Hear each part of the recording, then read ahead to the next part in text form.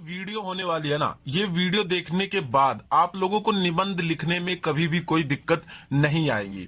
ऐसे तरीके बताऊंगा आपको निबंध लिखने के कि 10 में से 5 नंबर तो आपको बस एक बात याद रख के और उसे लिखने से ही आपके आधे नंबर मिल जाएंगे, और आधे नंबर आपकी प्रेजेंस ऑफ माइंड और आप लोग कितना याद रख सकते हो उसके अकॉर्डिंग फिक्स होगा।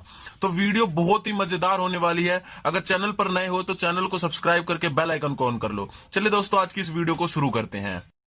जैसा कि आप लोगों को पता है कि निबंध जो है हमारे अनेक तरीके के आते हैं, मतलब अलग अलग तरीके के हार्ड लेवल के होते हैं, कुछ लो लेवल के होते हैं, कुछ मीडियम लेवल के होते हैं।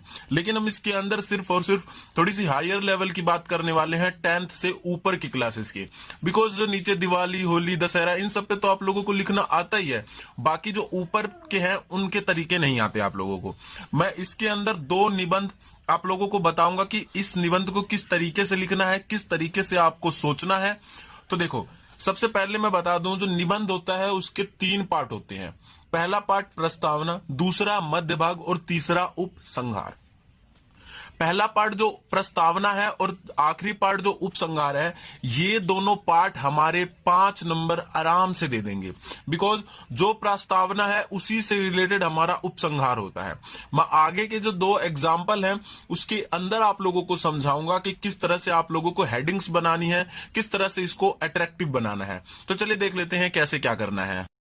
जैसा कि आप लोग यहाँ पर देख सकते हैं, मैंने एक निबंध लिया है जिसका नाम है परिश्रम और अभ्यास सफलता की कुंजी। इसके ऊपर अगर निबंध आ जाए तो पेपर में आप लोग क्या करोगे? देखो, निबंध लिखने से पहले सबसे पहले अपने दिमाग में यह बात फिट कर लो कि कितने नंबर का है। उसी के अकॉर्डिंग हम लोग पॉइंट बनाएंगे और उसी के अकॉर्डिंग हम लोग लिखेंगे। एक चीज और, निबंध लिखते टाइम वर्ड लिमिट की ध्यान रखो, ज्यादा बकवास नहीं करनी, क्योंकि यार एक निबंध एक ऐसा टॉपिक है जिसके ऊपर अगर आता है तो बहुत कुछ लिखा जा सकता है, लेकिन अगर नहीं आता तो हम उसके अंदर ज्यादा नहीं लिख सकते। तो सबसे पहले हम लोगों को सारे निबंध में, हमारे पास किसी भी टाइप का निबंध हो, सबसे पहले हम लोगों को प्रस्तावना लिखनी ही है। जैसे कि मान के चल लीजिए हमारे पास परिश्रम और अभ्यास आ गया, तो हम लोग लिखेंगे प्रस्तावना। लिख देना। जैसा कि हम लोग जानते हैं कि परिश्रम करने वाले लोग बहुत ही आगे जाते हैं। परिश्रम करने वाले मतलब परिश्रम करने वाले लोगों के बारे में आप लोगों को बता देना है। 1-2 एग्जाम्पल भी ले सकते हो आप लोग, किसी क्रिकेटर का, किसी फुटबॉलर का, किसी भी टाइप के सफल व्यक्ति का आप लोग ले सकते हो कि परिश्रम का हमारे जीवन में ये है, ये है, ये है, सब आप प्रस्तावना लिख दो। उसके बाद लास्ट में लिख दो, चलिए देखते हैं हम लोग कि परिश्रम और इसके मतलब परिश्रम करने से और इसे अभ्यास करने से हमें कौन कौन से फायदे होंगे या कौन कौन से नुकसान होंगे। सबसे पहला पॉइंट आप लोग इसके अंदर बना सकते हो कि परिश्रम का महत्व। परिश्रम का आखिर महत्व क्या है? आप लोग लिख सकते हो कि परिश्रम करने से हम अपने जीवन में आगे बढ़ सकते हैं। परिश्रम करने से इस टाइप के लोग बहुत ही आगे बढ़े हैं, उन्होंने ऐसे ऐसे काम किया, इतनी मुसीबतें आई, लेकिन उन्होंने फिर भी हार नहीं माना। इस तरह से लिख सकते हो। उसके बाद इसके लाभ और हानियां लिख सकते हो।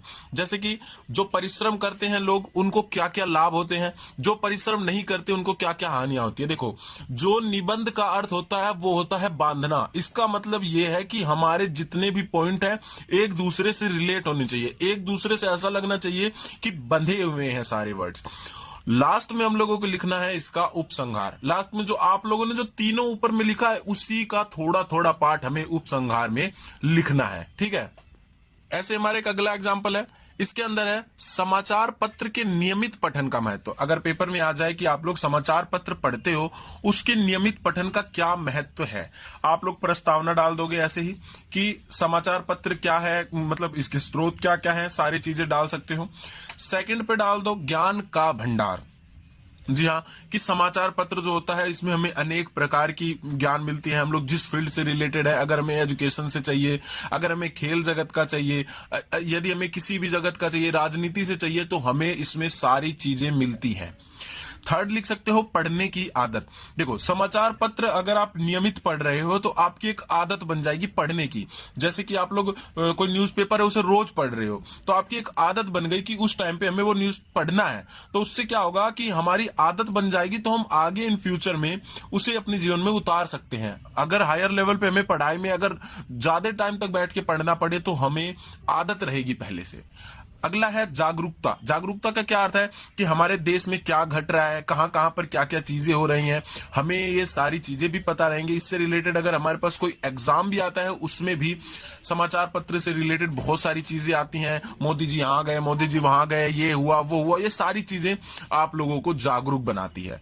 लास्ट पॉइंट आ जाता है उपसंहार, यानी कि अब तक हुआ क्या है पूरे निबंध के अंदर, ये चीजें आप लोगों को प्रस्तावना और उपसंहार, इसे आप लोगों को एक बार, जैसे कि हमारे पास जितने भी हमारे पास जो जो टॉप लेवल के हमारे पास पिछले 3 या 4 सालों के जो निबंध है, उनको ये देख लो कि प्रस्तावना या उपसंहार लिखना किस तरीके से, अपने दिमाग में एक डिजाइन बना लो उसकी कि प्रस्तावना मुझे इस तरीके से लिखना है, उसके बारे में थोड़ा सा बताना है। उसके बाद अगर आप लोगों को, मैं ये नहीं कहता कि इसके पॉइंट ही बनाओ, अगर आप लोगों को पॉइंट नहीं आते तो आप एक ही पॉइंट के अंदर उसको सारा लिख सकते हो, लेकिन 10 नंबर में से हो सकता है 9 नंबर ही मिले या 8 नंबर ही मिले।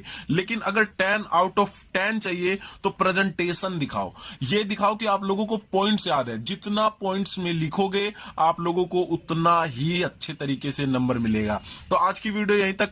आशा करता हूं आप लोगों को वीडियो बहुत ज्यादा अच्छी लगी होगी। अगर वीडियो अच्छी लगी हो तो अपने इस दोस्तों के साथ इस वीडियो को शेयर करना ना भूलें। वीडियो देखने के लिए धन्यवाद।